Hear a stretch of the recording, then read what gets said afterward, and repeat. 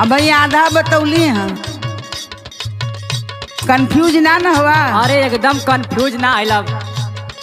कौन चीज घुसते ही बहुत तू खाला ए देवरू, अरे ए देवरू घुसले के बाद मजा देला ए देवरू।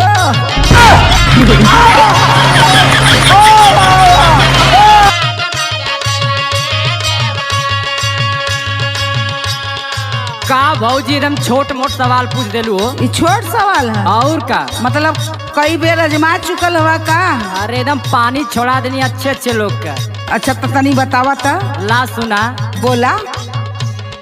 हथवा में चूड़िया घुसते बहुते दुखाला।